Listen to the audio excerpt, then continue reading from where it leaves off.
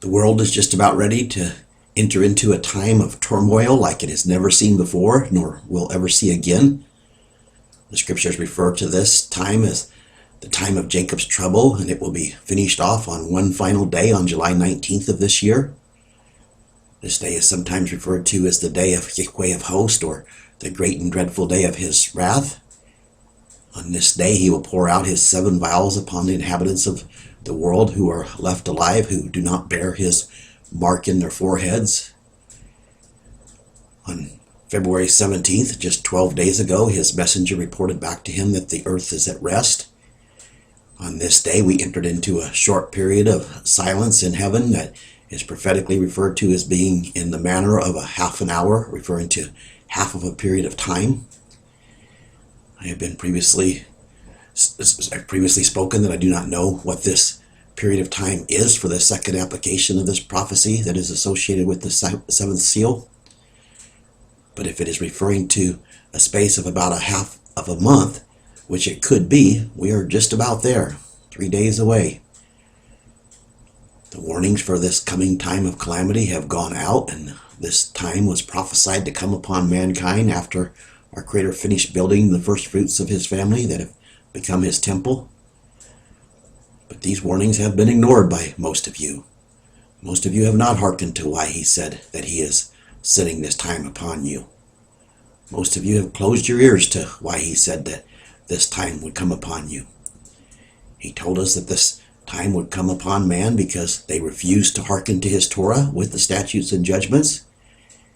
He said that it would come because they perverted his Sabbaths and profaned his name, profaned his righteous character. He said that it is because those who do not have his mark in their foreheads have put no difference between the clean and the unclean.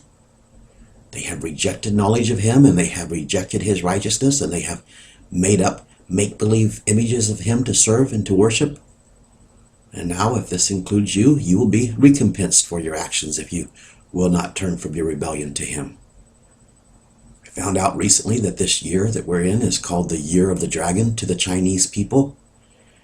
They are going to play an important role in what is ahead because they are one of the nations that our Elohim is going to rise up, or is rising up and empowering to come against the scattered nations of Israel. I heard around a year ago that the Chinese announced that they now have an army of 200 million soldiers. Revelation 9:16, and the number of the army of the horsemen was 200,000, and I heard the number of them. My math shows that 200,000 is 200 million. Is it possible that there could be such a coincidence, along with all these other coincidences that have been given through his prophecies that have been revealed in the last year and a few months there? We were told in the verse before this that the 4 messengers were to be let loose, or were let loose out of the river Euphrates to prepare for the world for war. This happened June 12th of last year, but the days have been shortened for the elect's sake, like Yeshua said that they would be. Things have been held back. But things are coming to a head as we speak, and any day now they will no longer be held back. I heard an incredible story the other day that is ratcheting up the tensions in the Middle East as things are unraveling over there. The physical nation of Israel has been a nation that has been very much dependent on the Arab nations around them for their energy. Recently, in the recent years, they have discovered a couple of huge reservoirs of oil and natural gas off their coast. The most recent of these was a very, very, very large supply of energy. They named this basin Leviathan after the sea serpent that is spoken of in the scriptures.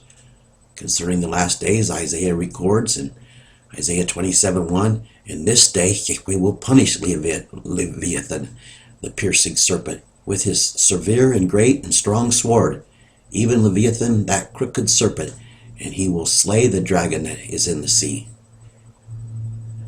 Just to review this, China is in the year of the dragon this year, 2012, and the nation of Israel names this new basin, this new discovery that is in the sea, Leviathan.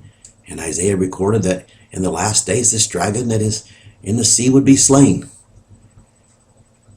I know nothing about the Chinese signs and could care less, but because of this finding this out about Leviathan and finding out about the Chinese beginning the year of the dragon, I was curious, so I looked up what Wikipedia has to say about the year of the dragon. It turns out that they further separate their 12 signs with 5 elements, creating a 60-year cycle for each sign. Our Creator put the constellations of the stars in place, and He sustains them.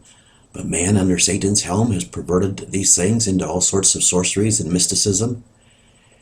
Our Elohim allowed for this to go on, and He is showing through this that He controls everything. He even puts a hook in Satan's jaw to cause him to do things. This is why some people believe that we do not have free will, but this is not the case.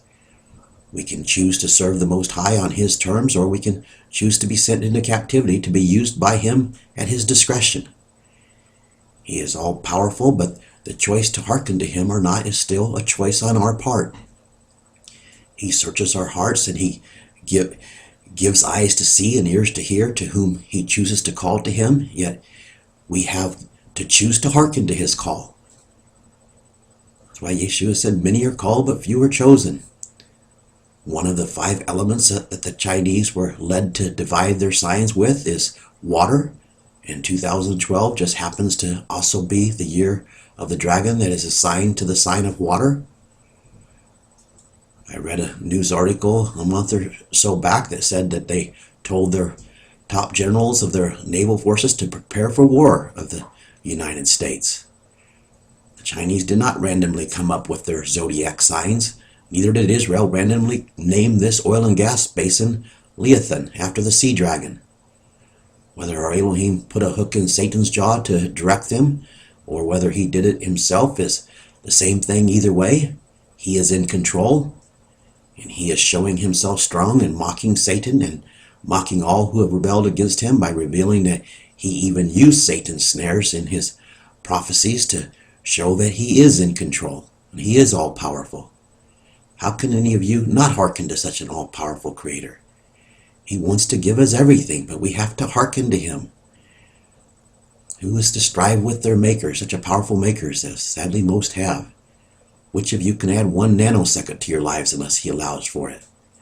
Tensions are heating up over Israel's discovery because Lebanon claims that the basin is in their waters as well, not to mention all of the other tensions associated with the crooked serpent that inhabits the land of Israel at this time.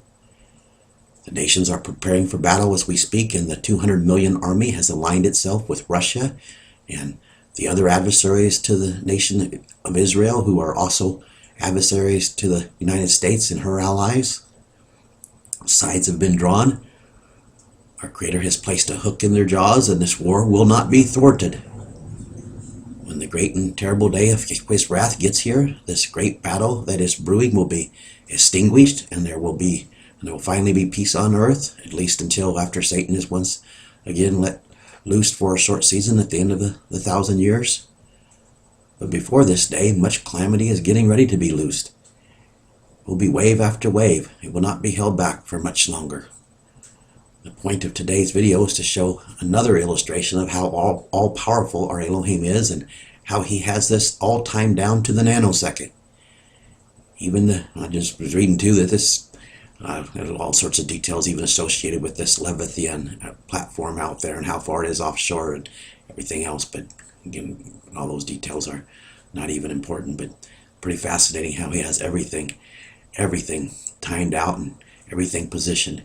Even the details of things like what He revealed about when the trumpets began to sound and their exact timing in lieu of other prophecies lining up with His calendar that is determined by His luminaries shows how He orchestrates all things. Like I said, how can any of you refuse to hearken to such an almighty, all-powerful Creator? The reality is most of you have made the choice not to hearken to Him because, like your father the devil, you do not stand in awe of our Elohim's all-powerful, all-knowing existence.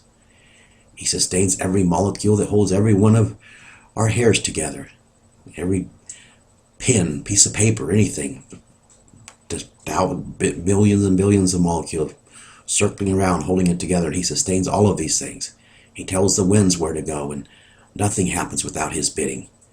He created all things, yet most of you refuse to even obey a simple commandment like setting aside a day of rest when he tells you to.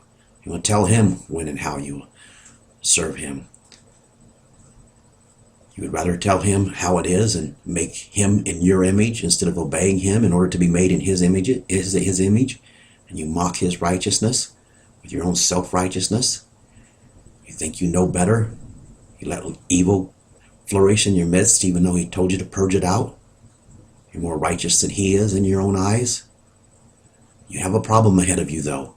Your problem is now he has finished building his first fruits and from those who chose to hearken to him when he called them. And now he's going to purge out those of you who will not repent and will not choose to hearken to him. So your problem is time has ran out for you to continue to rebel against him. He is sending a new sheriff to town with 144,000 deputies. He's sending his first fruits. Repent or be purged out from before his face.